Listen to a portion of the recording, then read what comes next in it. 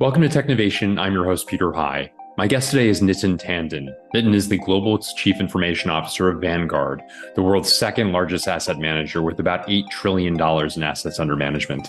Nitin joined Vanguard in 2019 as Chief Technology Officer, and he's been the Global Chief Information Officer since late 2021. He has a remarkable purview, which includes customer-facing technology, and he's helped drive greater automation, cloud adoption, and personalization through Vanguard's offering. He joined the firm after 16 years at Deloitte Consulting, where he ended his tenure as a partner in the financial services technology practice. Nitin, welcome to Technovation. It's great to speak with you today. Peter, thank you. Pleasure to be here. Wonderful. Well, let's begin with Vanguard, a business certainly that is so expansive that I would imagine most people who are listening to this have some familiarity with it. Also so expansive, perhaps you'll get into some of those details of its size, that there are even investors in it. But nevertheless, if you wouldn't mind providing a bit of an overview of the business and some greater context, that would be certainly be helpful. So like you mentioned, Peter, Vanguard is the world's second largest asset manager. With about $8 trillion in assets under management, and we have over 50 million clients. Our mission, Peter, is to take a stand for all investors, to treat them fairly, and to maximize their chance of investment success. We are owned by our clients, and the clients are the center of everything that we do. So if you take an example, let's say a fund was the lowest cost in the industry, they would typically have no incentive to lower the expense ratio any further. But not for us, because we don't have any private or public shareholders. Our clients are our owners. So any return that we can offer goes back in the form of low expense ratios.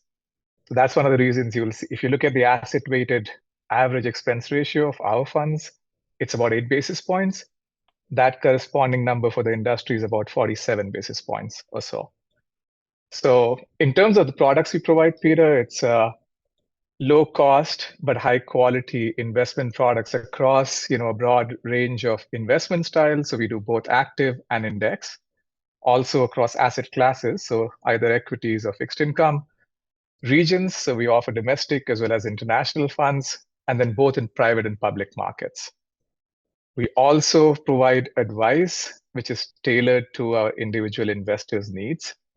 It puts their interest first and foremost, and it's offered at a reasonable and transparent all-in fee for the advice. And there are two variants of that. We offer what we call digital advisor, which is our robo offer. And then we offer personal advisor services where you get a chance to work with a certified financial planner who will create personalized plans for you. Going back to your point on businesses, we have 4 lines of businesses, Peter. The first is personal investor, which is our direct-to-consumer channel, where clients come to us to buy products and services from us, and we have a relationship with them. We also have an institutional investor group where we work with large enterprises on retirement plans and record keeping. Then we have financial advisory services, which is our intermediary channel, so working with helping either advisors at banks, registered investment advisors, or broker dealers serve their clients. And then last but not the least, internationally, we have our biggest presence in Australia and in UK, where we offer both D2C and B2B in those markets. That's a quick overview of Vanguard. A good one. I really appreciate that, Nitin, and certainly speaks to the scale and breadth of the company and its offerings. Let's talk briefly, if you wouldn't mind, about your role as Chief Information Officer. I mentioned you've been in role since late 2021. Talk a bit about what's within your purview in that role. Absolutely. I report to Chairman and CEO Tim Buckley, and I wear 2 hats in the enterprise, Peter. The first is I'm a member of Vanguard senior staff. So in that role, I wear an enterprise hat, and I'm helping, Tim and other peers of mine run Vanguard. Second, I'm responsible for all of our technology globally, and I classify that maybe into 4 categories. So the first is our distribution, all the tech supporting our distribution channels. So the 4 businesses that I just spoke about, all the tech enabling personal investor, institutional, FAS, or international. Also the technology enabling, our investment and advice products. Then there's technology that supports our shared services. So think, data centers, cloud, crew technology, technology supporting HR, marketing, legal, risk, etc. And then last but not the least is a Chief Data and Analytics Office. So we consolidated all the data and analytics functions across the organization about a year and a half ago into IT, hired a new CDO. So CDO is also a part of IT. So that's the functional purview, of my second hat. But if I step back, Peter, and just talk about, the role technology plays in our business, right? Tech is core and central to everything we do. 95% of our client interactions are digital.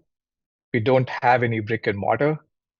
And Vanguard has always been a strong believer in the power of technology. You mentioned I'd worked, at Deloitte, and Deloitte in financial services. I've seen a number of different companies, and there's always this conversation about, IT having a seat at the table, or what kind of a seat, or who has what seat at the table. I've never felt that or seen that here. Not in the time that I worked, as a consultant with Vanguard, and not since I joined Vanguard either. Like IT has always had a seat at the table. IT has helped us define our future, and our agenda. And there are really no walls between business and IT. So we have cross-functional product teams with business and IT working together in agile ways, building products and services that are client aligned. So I'd say our focus in technology, Peter, like in everything else we do, is how do we improve client outcomes? So how do we develop the best performing investment products? How do we offer trusted advice and perspectives? And then a world-class client experience. So that's always a North Star. Phenomenal, and really interesting to hear more about the extent to which the business operates digitally and the interactions with customers are digital as well. And I would love to understand a little bit more about some of the ways in which you serve those clients digitally. I know, for instance, that there's a trend in many businesses, but certainly one in yours as well, towards greater degrees of automation, personalization, as you think about that customer experience and the interactions with it, and ultimately the advice you're providing to them as well. You mentioned that a bit in your overview of technology and digital within the operation. Can you expand on that a little bit further as to some of the methods that you're using in order to continue to advance in those ways?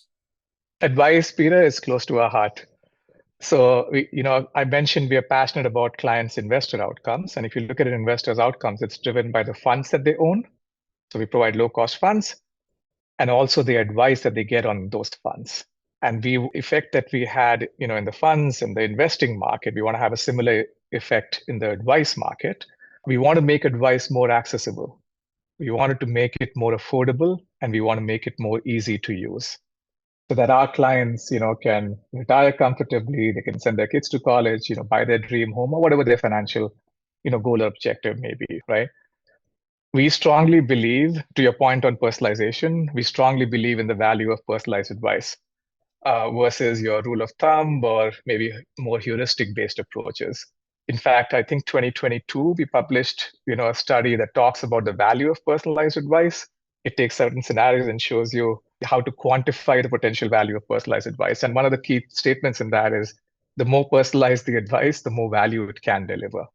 So our current advice engines, Peter, already build plans and portfolios that are very specific to a client's financial goals. In fact, our digital advisor offer that I spoke about earlier, the robo-advisor, was rated #1, across the competitive landscape by Morningstar recently. We're further enhancing, using AI and ML, artificial intelligence, machine learning. We're further enhancing that model to support even more parameters that's going to drive the hyper-personalization that you were talking about. At the same time, we're also experimenting, like I'm sure everybody else is in these days, with generative AI, which we think can have significant impact on advice, like in 3 distinct ways. Like first, how do you engage more effectively with clients? How do you personalize a client interaction, which becomes far more conversational than a structured website, right? How do we support our advisors better? How do we offer them all the data we can on our clients? In some ways, you can almost make the chief economist available, because all those insights can be at their fingertips when they're having a client conversation. And also importantly, Peter, how do we automate more of the routine tasks that an advisor does, whether it's capturing something or generating content, right? Using generative AI, so we can free up more of their time to spend with their clients. So those are areas that'll allow us to scale the personalization that we were talking about.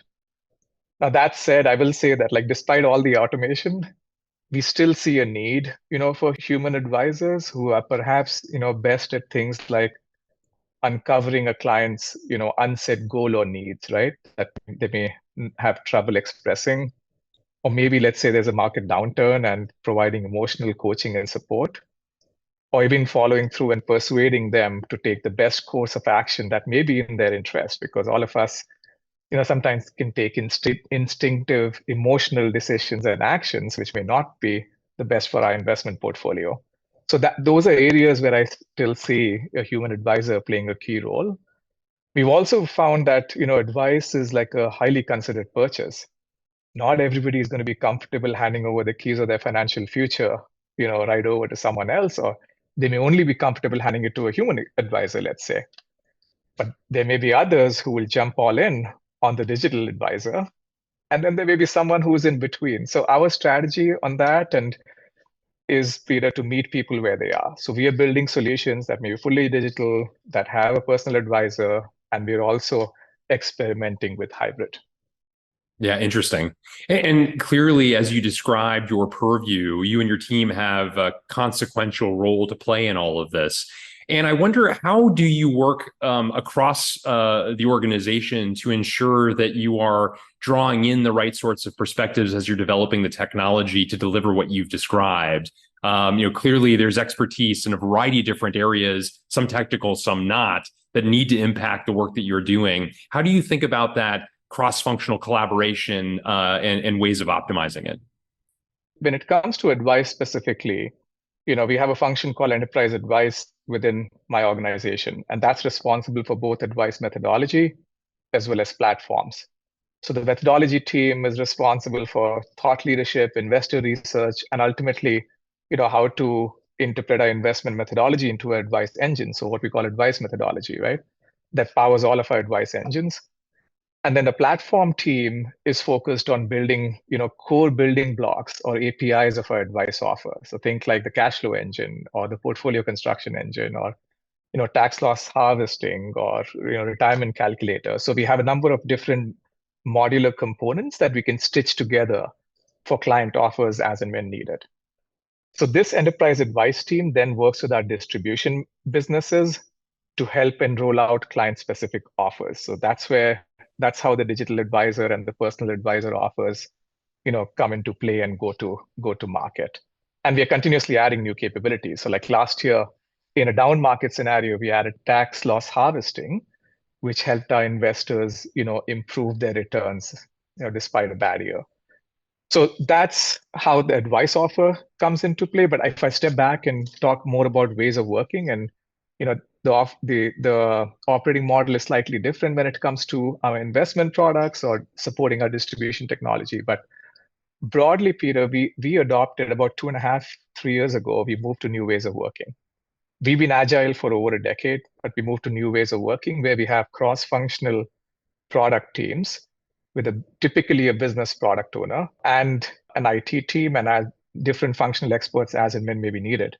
But the idea is, the Amazon model of a two-pizza team that is aligned to a client-specific outcome that is working across organizational, boundaries in a cross-functional way. So that's been our operating model, in new ways of working, and it's been really helpful because that small size team is laser focused on the product and services that it's developing and is working on continuously improving those products and services. So that's our broader operating model across with some nuances, by business. I just give you an advice flavor of that. Fantastic. I appreciate that, Nitin. It really adds a lot of color to what you've described as well. And I'm curious, there's a lot that you've already discussed that is emblematic of recent innovations. Generative AI is a consequential example of that. I can only imagine it's months that you and the team have been contemplating this. And before we get into the specifics of one innovation or another, I'd love to talk a little bit more about the way in which you think about engaging in new technologies or new innovations. Are there portions of your team that have that as squarely their responsibility? Is it something that's distributed more broadly across the team? How do you think about that? You mentioned I joined Vanguard as CTO. One of the things I did, Peter, when I handed over my role to our current CTO, Mike, I said, Mike, one thing I wanted to do, but I wasn't able to do, was establish an emerging technology research function. And Mike established it. So we now have this is about a couple of years, we established an emerging technology research function. And what that does, Peter, is proactively, scans, the industry, the market for emerging technologies that may be applicable or relevant to us. And a couple of things are important when we look at those emerging technologies, right? Hey, what is the business applicability, and what is going to be the investor outcome? Those two remain our North Stars. We don't get into technology for technology's sake, but we're looking for technologies that can help drive better investor returns and can have some business value for us, right? And what we do then of all the technologies, and this is difficult to describe, but it's probably better seen visually, is we literally plot them around time to maturity versus business impact. And we come up with a 9-box and say, okay, depending on where a technology lands on the 9-box, we will take a different posture. So we might experiment with technologies that we think are further out. As an example, big believer in quantum, but I think it's a little bit further out, right? Gen AI is happening here and now. We always thought it had a high value. It shot across, our evaluation framework to becoming more relevant today, like it did for everybody else last, November, December timeframe, right? I think suffice it to say that we take a deliberate and informed position on each technology. Our overall posture, Peter, also is you won't see us blazing the trail on something new where value has not been proven, because we don't want to risk our investors' money. But as soon as it has, you will see us leading the pack of fast followers. We wait until a technology's value can be proven, and once it is established, we'll quickly adopt it. I can give you an example of that when we talk more about cloud. But that's our overarching approach to emerging technologies, and happy to talk about which ones are in what phase of evaluation. Or I can tell you, hey, what are the key elements? Like, what bets have we made which are informing our current technology strategy, wherever you want to go? I would love that. Why don't we start there? I think it's a great place to continue with. So if I think of, I'd probably highlight 3, Peter, that are central to our technology strategy today, right? One is we wanted to drive more agility in our business, so responding faster to our clients' needs. So we've been on a modernization journey for the last 3 years or so. We've been modernizing our application portfolio all the way down to the mainframe and moving them to public cloud. About 3 years in, we are 66%, through that modernization journey, and we are already starting to see benefits. So our teams can now deploy capabilities in days as opposed to what used to be, months and quarters previously. Our resiliency scores have improved, like our systems are far more resilient. We've seen a 70% reduction in major incidents. This is despite driving a 5x change volume through the same infrastructure. Our client satisfaction scores are about 30 to 40% better. We released a brand new mobile app, brand new website, in the last 12 to 18 months, and that's resulted in a better client experience and better CSAT scores. So those are some of the benefits of modernization that we're already starting to see, but I think we are still on our early journey. We'll continue to evolve our client experience, Peter, but not in a way. Yes, we want to be as contemporary and modern a client experience as anybody else has out there, as intuitive. But again, in keeping with our mission, where we think we can differentiate on client experiences in making better investors and driving better investor outcomes. So if you have some money sitting in cash, or if you didn't do tax loss harvesting, can I nudge you, potentially to do that and help you make better investment decisions or get, closer to your financial goals? So that is the first area, right? We're using cloud to drive more agility. Second one is, we're also looking at improving our productivity, Peter, across the end-to-end product development lifecycle. So broadly, if you think of, ideate, create, and release. Ideation is just idea formation of software development. Creation is the software development process itself. And then release is deploying it in production. We've solved for, and a lot of people have solved for, like the create phase a long time ago. The agile revolution, like I said, is decades old, right? In the last few years, we've been working on the release phase with DevOps and DORA being key enablers there. So we feel good about how we optimize the release phase. but the ideate phase is 60%. Industry average, not ours, is about 60% of the time. How do we optimize that? And I'll give you some interesting industry stats that made me sit up in my chair when I saw them. I said, I want my version of these stats. 8% of the work planned by agile teams gets delivered. 20% of the features get canceled. 35% of teams have zero capacity for the next 12 months. And 95% of IT orgs don't know what their productivity is. Like, those are staggering figures. And this research is done by Mick Kirsten and team who wrote the book, Project to Product. So we've been working with his team to say, okay, we want to know what those numbers look like in our environment. We can't improve what we can't measure. I for sure hope those numbers are better for us, but we won't know until we measure it. So we're working on an end-to-end tool chain to understand, instrument, and then improve our metrics. And I think a big focus is going to be in that ideate phase as well. So that's another area we're working on right now. And then last but not the least is better insights for our clients and for our crew members using data analytics and AI ML. Like I mentioned, we consolidated a CDO organization about 18 months ago. We want to provide better operational insights for our client teams, both our service teams as well as product teams, better client experience for our clients, and use AI ML for better automation. We started to talk about Gen AI and potential uses of Gen AI as well in driving better insights. That's another big focus area for us. We're thinking of Gen AI, at least in the short term, Peter, in three key areas like productivity. So we've rolled out GitHub Copilot to all our developers, for code assist development. We are also prioritizing content creation. So our marketing team is using generative AI for content creation use cases. And then, of course, knowledge management and search is a big use case, whether it's in the support or advice. Those are some areas where we are doing early experimentation with generative AI. And may I ask what sort of how have you thought about the security aspects of that? One of the concerns, of course, that some people have regarding generative AI is, as it's so new, how do you think about how much to information to load into it in order to get better outcomes from it? And may I ask, from a governance perspective, have you thought about that? Oh, that's a great question. Absolutely, Peter. So when I mention our experiments, those are all private instances. So if you went on our network, you would not be able to get to ChatGPT, only because we know any data we put in there is going to be going into a public database, and we don't want that. So all our experiments are in private instances. We are also, in all the use cases we have right now, we have a human in the loop.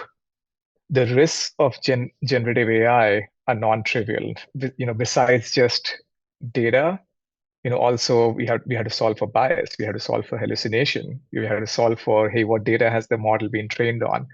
So those are some of the aspects that we are looking to fine tune through our experimentation process, and that's why we don't want to jump straight to anything that exposes our clients, right away to this, because we think the risks need to be solved before we get there. There are IP implications, there are data security and privacy implications, there are hallucinations to solve for. So those are the things that we are currently looking out for and figuring out how to solve in our experiments. But yeah, all our experiments have a human in the loop and are done in a private instance for us. So we are using OpenAI's instance on Azure as an example.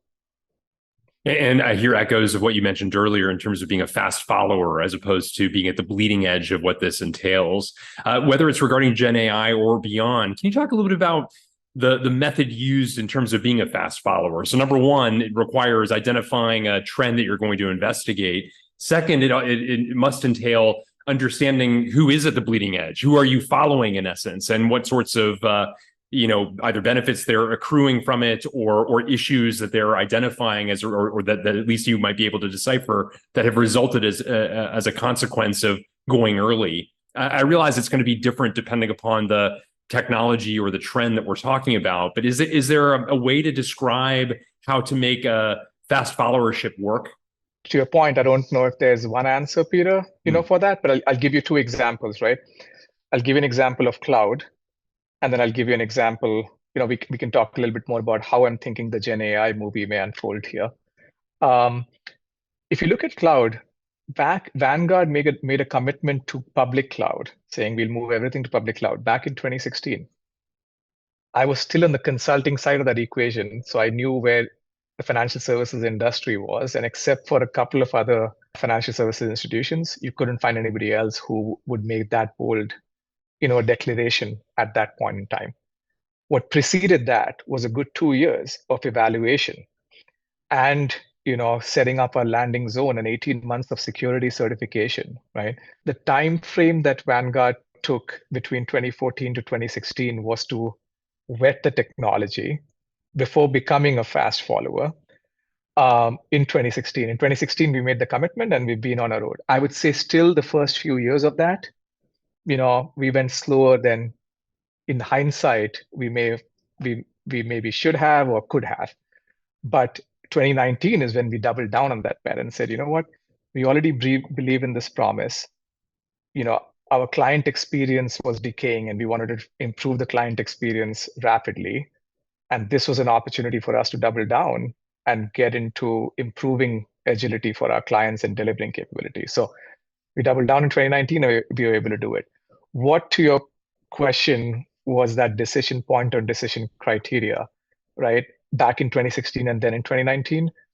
In 2016, it was all the confidence that we got in testing and piloting the technology, in getting comfortable with the security controls in our landing zone, and in evaluating the unit economics to make sure it'll work. The only thing then that remained was, okay, are you making a bet on the hype cycle, on Gartner's hype cycle, where it is on the upswing or in the trough of disillusionment, or are you capturing it on the end of the path to enlightenment? We want to capture it in the path to enlightenment, so we just don't go through the ups and downs. And I think cloud, by the time we really doubled down, was already there. It's not an imperative that people feel the need to drive immediately, so people may have longest journeys of cloud adoption. The way, at least I think we like to lead the pack, is not taking that when we commit, we want to go and we want to get it done. Whereas you could let this linger for a long time, in which we typically don't like long stretching programs. So we like to commit to something, get it done, reap the benefits, move on to the next thing. To your question, applying it now to what does that path look for, like in Gen AI? Until we have a very clear path to solve for things like hallucinations, bias, IP, those for us would be critical capabilities before we can say this becomes more broadly.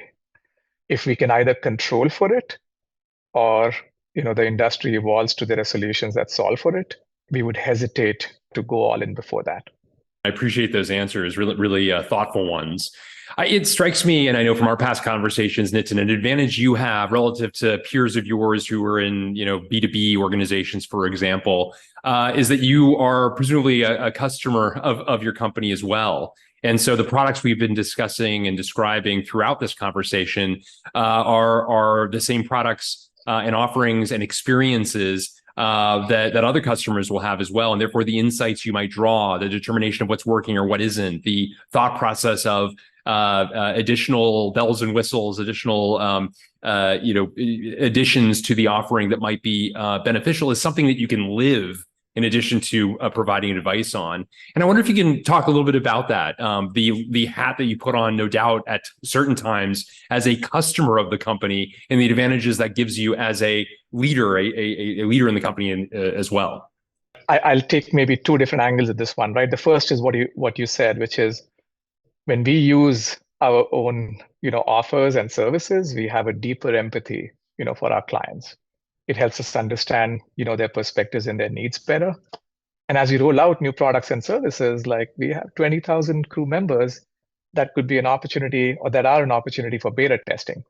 So I certainly think using our products and services puts us in a position, in a better position to serve our investors and their needs. The second perspective is a little bit more personal. I joined Vanguard, like you said, 4 years ago, and I wasn't as familiar with our investment philosophy, right? Which is set appropriate goals, make sure you have a balanced portfolio, keep an eye on costs, and maintain a long-term perspective. Those are the four core tenets of our investment philosophy. If you go to our website, we get into a lot more detail about why. But I learned a few things, Peter. First, really understanding those principles and their impact, right? So, for example, like 90% of your investment success is having the right asset allocation, which is a mix of stocks, bonds, and cash versus, particular investments or securities. I did not realize that earlier. At first blush, you're like, oh, is that really true? It is. 90% of the success it boils down to asset allocation. Second is like timing the market is near impossible.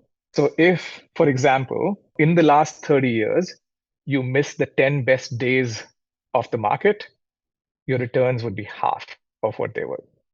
You need to know when to enter and when to exit. If you miss that, and then costs really do matter, so much so that they can be the difference between you being successful versus unsuccessful, right? In 2008, Warren Buffett issued a challenge to the hedge fund industry, famously, where his posture was like they were charging exorbitant fees, and their fund they couldn't generate enough returns to justify the fees, right? So his challenge was that over a 10-year period, a low-cost index fund would generate better returns. 10 years later, he won.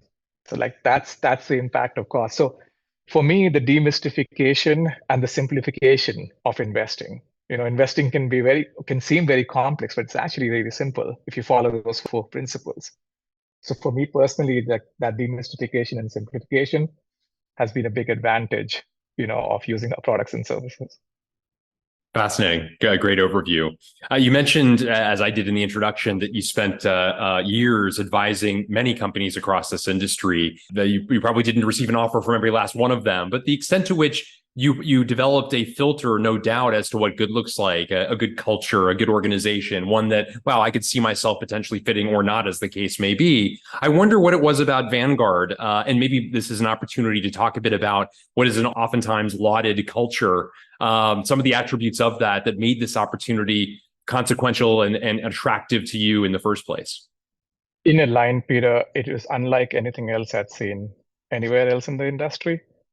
And I never thought I was going to leave my last job because I didn't believe something like this, existed. But to describe the culture, maybe in a few attributes, right? Client first, highly collaborative, inclusive, and humble. So client first is like it's a purpose-driven organization. People truly believe and stand for something, bigger than themselves and, quarterly earnings. They're motivated to help someone retire better, or to send their kids to college or whatever the financial goals may be. And we are rewarded only when our clients do well. So there's a linkage between our clients doing well and us doing well. It's also highly collaborative. We favor leaders who foster teamwork. In most of the other organizations that I've worked in, there are walls of varying height between divisions, departments, subdivisions. Those walls were so low here. It surprised me as a consultant when I worked with Vanguard. And then when I joined Vanguard, it was the same. So it was the same from the outside as it was from the inside. And those walls were really low because people have a higher order purpose, around which they align. I think our rotational culture also has something to do with it. So, because you could be in this job today and that job tomorrow, and we look for more competencies and specific skill set when we rotate people, and we are, grooming and building leaders who can run and manage Vanguard or different parts of Vanguard. That rotational culture, tends to limit parochial tendencies that typically lead to territorialism and politics, etc. Like we have zero tolerance and people who are self-serving and drive politics. I think that also helps that wall be lower. I've seen people give up talent. So let's say you and I are peers and you have a need, like in most organizations, I probably protect my top performers because I want to give them the next. Here, people will give up talent because they take an enterprise view and an enterprise mindset. So I do think, a higher order purpose, the rotational culture, being deliberate about what we value and making sure we're looking for that when we interview, attract talent. And then the last thing I'll call out, I mentioned humility and diversity. Diversity, not just, race, ethnicity, but diversity of perspectives. People are interested in what you think. diversity of opinions, right? Diversity of experiences. And there's a lot of mutual respect. So that fosters a certain, kind of culture as well. And people are super humble. Peter, like, I've never, it's always more we versus me. You'll see people, giving credit to others as opposed to hogging the limelight or credit. So those are some of the things that, I've found pretty unique across at least a set of companies that I've seen in my career.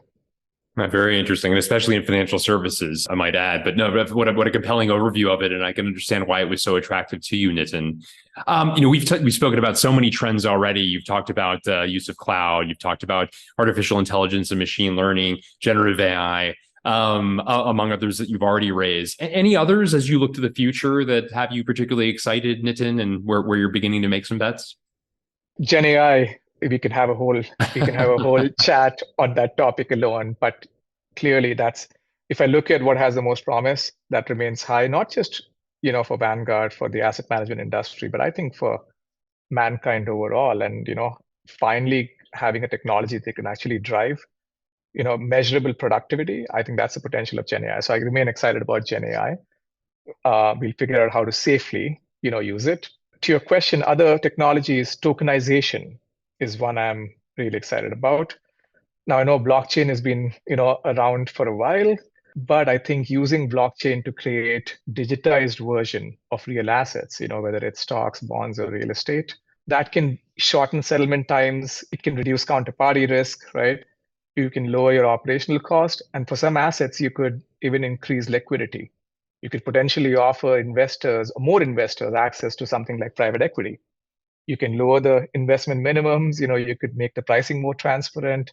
You can reduce the barriers to exit by shortening or even eliminating, any lockup periods that typically come with those securities. So maybe the disruption in the public markets takes longer, but I do think tokenization in the private markets can actually expand access, for a broader set of investors. So that's something we are actively experimenting with.